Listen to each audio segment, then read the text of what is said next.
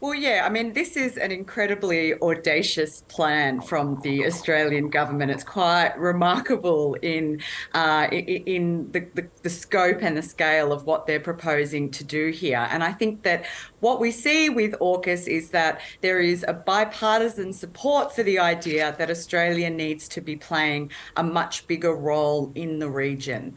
And so politicians and members of the Australian strategic elite have really bought into this idea of US-led integrated deterrence, this idea that the US, along with its allies and partners, need to band together collectively to provide a counterweight to China in the Asian region. I guess the issues are, you know, what does nuclear powered submarines offer that perhaps conventionally powered submarines don't offer? And the Australian politicians and decision makers have decided that they are crucial elements to providing deterrence in the region. It will remain to be seen, though, whether or not we actually get those submarines, because there is a long process ahead of us and a lot of work to be done. And, you know, historically, we've seen one submarine project after the other never really come to fruition. And to your point, this is the most ambitious of them all. Will it come to fruition?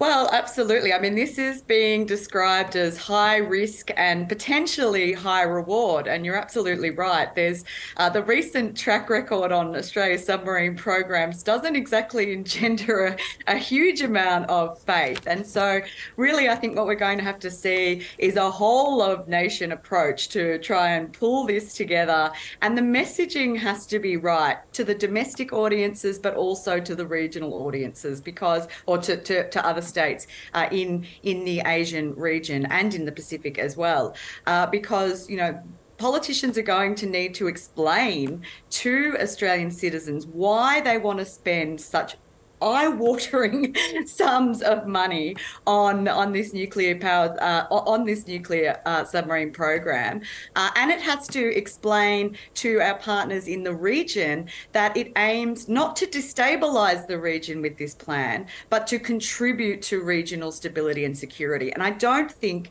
that Australia's politicians can just assume that other states in the region will accept those promises on face value. That's the work that diplomats really need to be doing as well. Yeah, that's such a great point you make. So strategically, how do you think this positions Australia, given those Pacific partners that we need to explain this to other nations in, you know, around the South China Sea, China, of course, being key among them, who we've tried to start thawing relations with? Well, that's an interesting question, because, you know, there has been efforts by the Labor government to try and find a new normal with China and to try to find a way of reducing some of those trade sanctions that China applied in 2020. I think that the benefit of this particular announcement, though, is that it's no surprise. Like AUKUS, when it was first announced in September 2021, that was the real news then. Whereas now what we're seeing is how that plan is going to come into fruition. But it really, I think it says a lot about Australia's conception of its role for itself. It's moved away from this idea of it being a middle power in a global context towards it being a regional power in an Indo-Pacific concept. And it really reveals some of those enduring traditions that Australia seeks security with its so-called great and powerful friends, the United States and the United Kingdom. But it is imperative that we do not forget about our partners in the region, and that we continue not just to suggest that these submarines are all about deterrence, but we need to be providing reassurance as well to the region. What is the risk to Australia as you see it if we can't make, you know, we can't convince our partners, and the potential military risk by positioning ourselves as a middle power here in the region, something that we haven't necessarily demonstrated in recent years? Yeah, that's a really interesting question. And I'm a bit cautious around this question because there's been a lot of kind of irresponsible reporting in recent weeks about whether or not Australia might be invaded by China and the time span for that kind of scenario. The Red Alert series in the Sydney Morning Herald suggested that we're potentially 3 years away from that kind of scenario. Look, I think there's a key point to be made here.